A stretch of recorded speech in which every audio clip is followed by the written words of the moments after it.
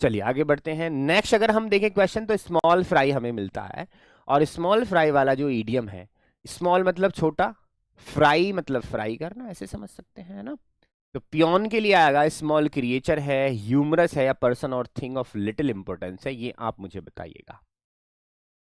हाँ जी बिल्कुल सही, बेतुका, निराशजनक, उद्यम, बिल्कुल सही। ऐसा काम जिसमें कोई भी उम्मीद नहीं है, कोई होप नहीं है, होपलेस है, फ्रूटलेस है।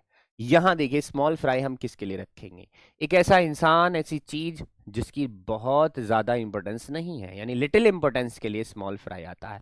मानो कि कोई पर्सन आया है घर में, कोई पर्सन आया और हम उसको इज्जत नहीं देते हैं, तो वो हमारे लिए क्या होगा, स्मॉल फ्राई, ठीक है आ गया, कोई दिक्कत थोड़ी है।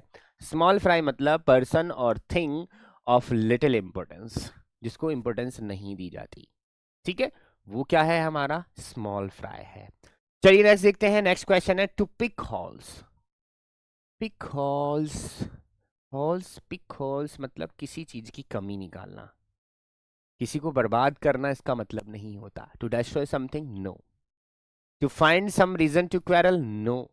To cut some part of an item, no. तो आंसर क्या होगा, किसी को क्रिटिसाइज करना, किसी में कमी निकालना, ठीक है।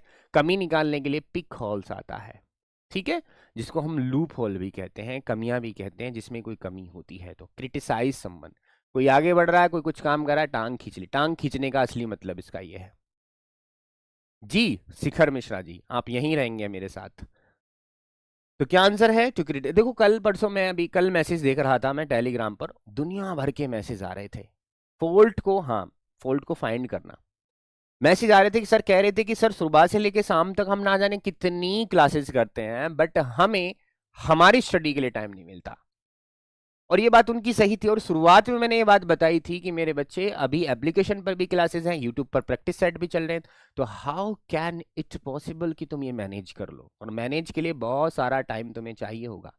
लगभग मुझे लगता है कि अगर कंप्लीटली देखा जाए तो मुझे लगता है 10 से 12 क्लासेस चल रही होंगी। आपको क्या पता है प्रैक्टिस सेट और नॉर्मल क्लासेस को जोड़कर कितनी क्लासेस चल रही हैं, प्रैक्टिस सेट और मेरे बच्चे एप्लीकेशन की क्लासेस को जोड़कर कितनी क्लासेस चल रही होंगी, क्या आपको पता है? जो भी बच्चा देख रहा है प्रैक्टिस सेट और एप्लीकेशन पर, मुझे बताइएगा कि कंप्लीट वो कितनी क्लास देख रहा है सुबह से लेकर शाम तक, किसी को पता है? क्या बात है भाई, बहुत अच्छे।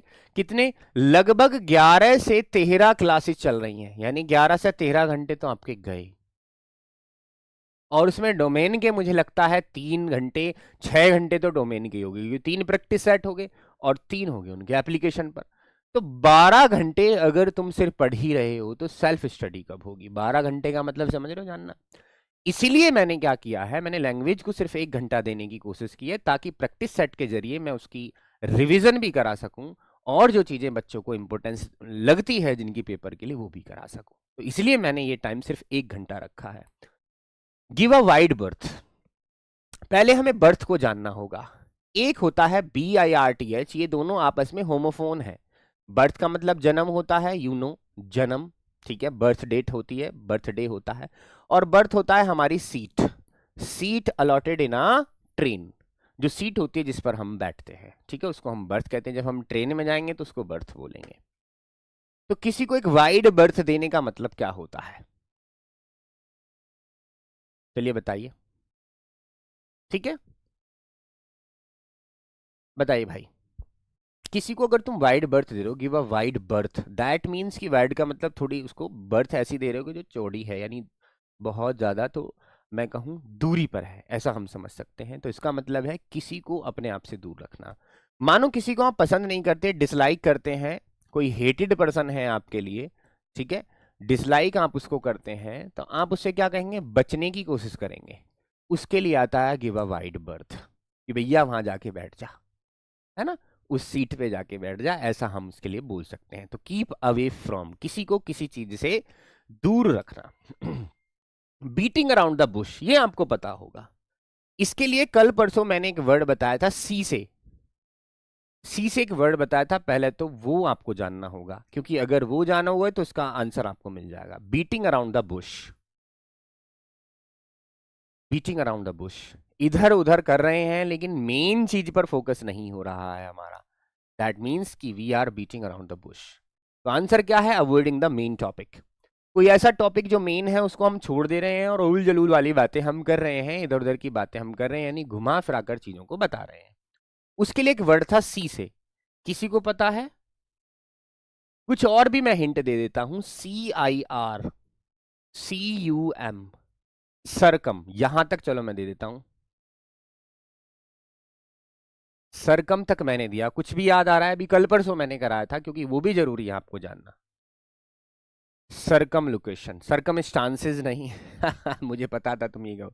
सरकम लोकेशन, सरकम लोकेशन का मतलब भी क्या होता है, जब हम हेयर एंड देयर बातें करते हैं, इधर उधर की बातें करते हैं, लेकिन हम मेन टॉपिक पर बात ही नहीं कर रहे हैं, तो हेयर एंड देयर के लिए circumlocution avoiding the main topic word लगेगा।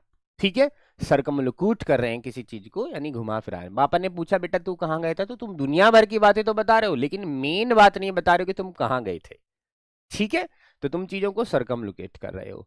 ग्रीन थंब, ग्रीन थंब किस लिए आता है? Green thumb, once nails are painted green, नहीं, नेल्स को पेंट करोगे तो ये थोड़ी ना होगा। One has a green tattoo on thumb, नहीं, थंब पर ग्रीन टैटू है, no. To have a natural interest in gardening, yes.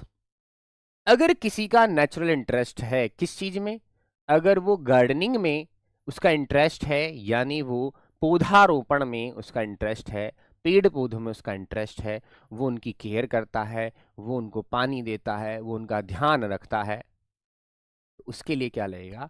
To have a natural interest in gardening. ठीक है, बहुत सही।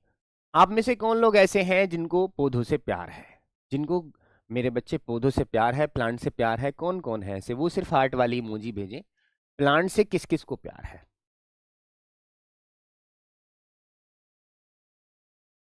जेई या नीट में